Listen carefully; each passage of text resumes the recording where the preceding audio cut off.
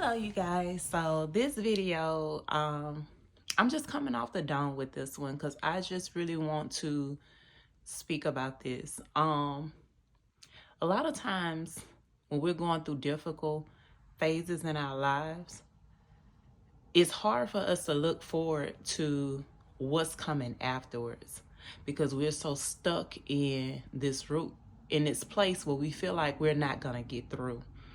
I know it seems difficult. Sometimes it may be challenging and you don't know which way to turn, who you can trust, or what direction you're going in. Sometimes you feel lost. But what I did when I was going through my difficult seasons, there's a couple different things that I did. And I feel like it helped me so much. And it kind of, I was already prepared for the season that was ahead, if that makes sense. I knew that God was going to bless me. I knew my blessing was around the corner. So a couple of things that I did. One of the first things that I did, and I said this to someone, during my season, even though I was going through difficult times and I was waiting for my day to come, when people around me had their good day, I celebrated them. When my people around me had their wins, I celebrated their wins. I didn't try to nitpick it and find something negative about it to talk about. No, you winning, I'm winning. You know what I'm saying? Because even though I feel like, I feel like, God, I'm doing everything right. I'm doing everything that you ask of me. I'm walking according to your plan. I'm walking according to your will, and I'm just waiting on you to bless me. Instead of me saying, why not me, God? It's not your time. It may not be your season just yet. It may be some things that God still wants to take you through in order to prepare you for that next phase of that next chapter in your life.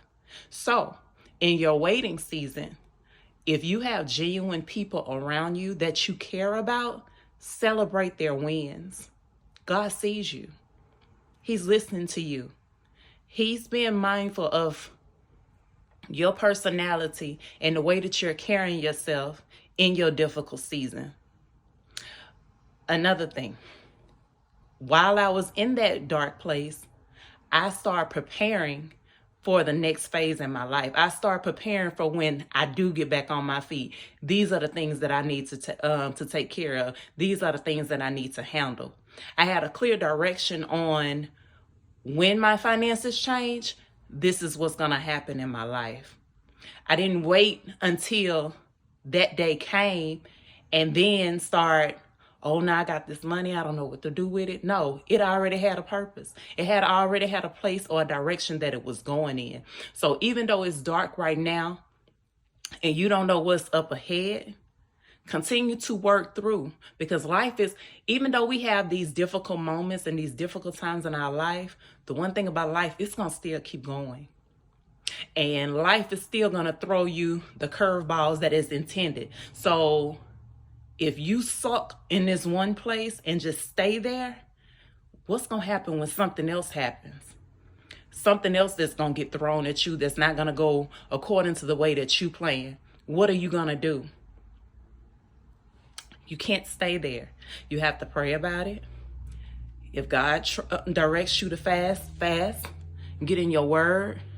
And I think some people get lost in faith without works is dead.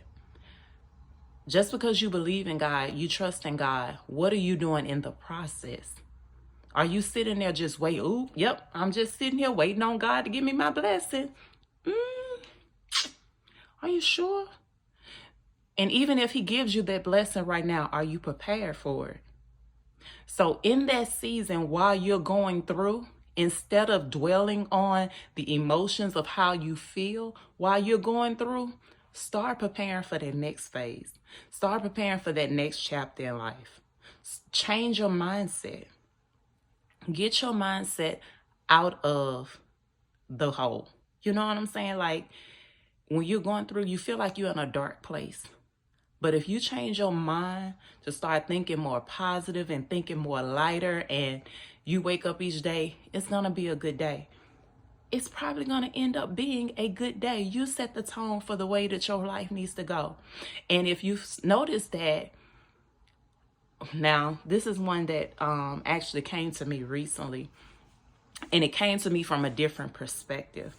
I've always heard of people talking about misery loves company, but I didn't think of it from this perspective. A lot of times when you're going through, you're afraid to ask because you don't know what someone else is going to say. But I want you to remember this. The only person that's going to have something negative to say is the person that's in your situation. Misery loves company. So why would they tell you anything positive? Anyone who is in a better financial situation or have a better career or in a higher position, or they're doing something different in their life that they feel, that you feel like that's what you're trying to get to, that person's going to turn around and help you. They're going to give you the contacts or the references or the resources that you may need to get to the next point. If they have it in their finances, they're going to give it to you. They're going to loan it to you.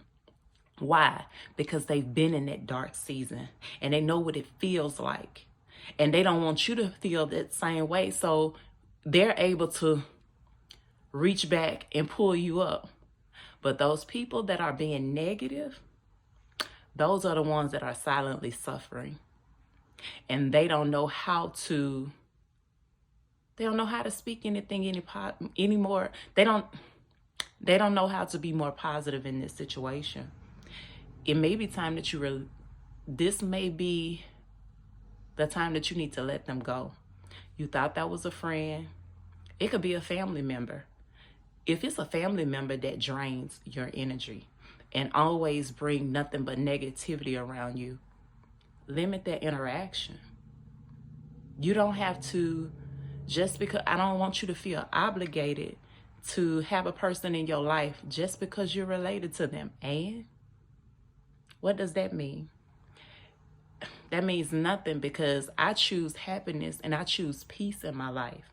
And if you bring anything less than that, and you're anything less than supportive, I don't want you around.